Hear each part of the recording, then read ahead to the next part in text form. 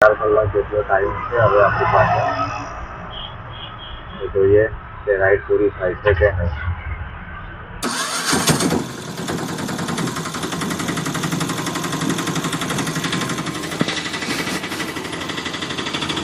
કેમ છો મારા વાલા અમદાવાદીઓ? જય માતાજી. સ્વાગત કરું છું એક નવા વિડીયોની અંદર. તો મિત્રો, દિવસની શરૂઆત થઈ ગઈ છે અને લગભગ 11 વાગ્યા છે અને ધંધાની શરૂઆત કરીએ છીએ આપણે.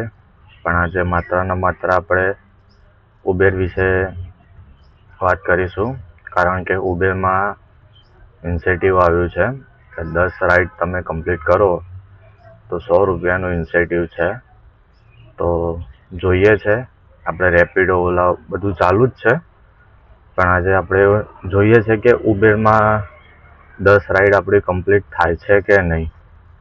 તો શરૂ કરીએ, વિડીયોમાં બન્યા રહેજો. પહેલી ટ્રીપ કમ્પ્લીટ થઈ ગઈ છે, જે આપણે મોટેરાથી લઈને વસ્ત્રાપુર સરકારી વસાવત છે ત્યાં અમને ડ્રોપ કર્યા છે અને એનું કંઈક 138 રૂપિયા ફેર હતું. તો જોઈએ છે કે હવે અહીંયાથી બીજી કોઈ ટ્રીપ આપણને ઉબેરમાં મળે છે કે નહીં.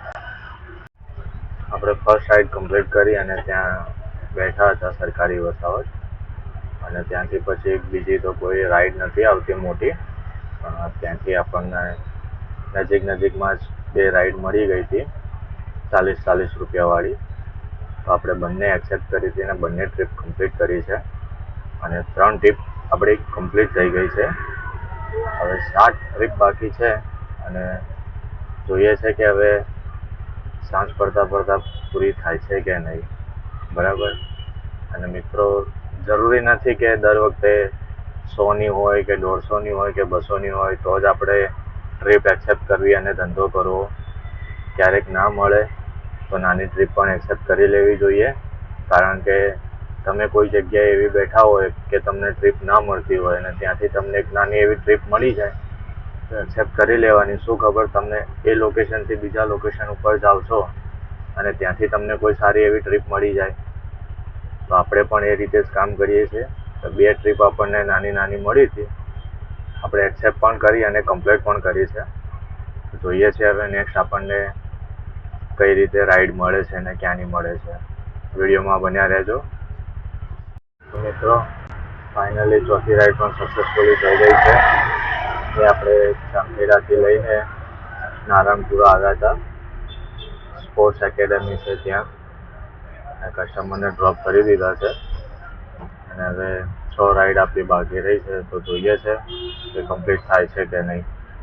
5મી રાઈડ પણ પૂરી થઈ ગઈ છે, જે આપણે થલતેજ પેલેડિયમ મોલથી લઈને આરટીઓ સર્કલ આવ્યા હતા અને કસ્ટમરને ડ્રોપ કરી દીધા છે અને ફેર એમનું 97 રૂપિયા હતું. 5 રાઈડ બાકી રહી છે. તો જોઈએ હવે 5 રાઈડ ક્યારે પૂરી થાય છે, કારણ કે 5:30 તો થઈ ગયા છે. એટલે હવે 12 વાગ્યા સુધીનો ટાઈમ હોય છે આમાં. તો જોઈએ કે હવે ક્યારે પૂરી થાય છે. 6મી રાઈડ પણ આપણી કમ્પ્લીટ થઈ ગઈ છે. એ રાઈડ આપણે SMS હોસ્પિટલથી સરદારનગરની હતી, જેનું કંઈક 130 રૂપિયા ફેર હતું. હવે બેઠા છીએ અહીંયા, જોઈએ કે હવે અહીંયાથી આપણને કોઈ રાઈડ મળે છે કે નહીં. 6 રાઈડ આપણી કમ્પ્લીટ થઈ છે અને હવે 4 બાકી રહી છે અને 7:15 વાગી ગયા છે. એટલે હવે લગભગ 4.5 કલાક જેટલો ટાઈમ છે હવે આપણી પાસે. તો જોઈએ કે રાઈડ પૂરી થાય છે કે નહીં. તો આપણે સરદારનગર હતા અને સરદારનગરથી રેપિડોમાં આપણને એક રાઈડ મળી હતી.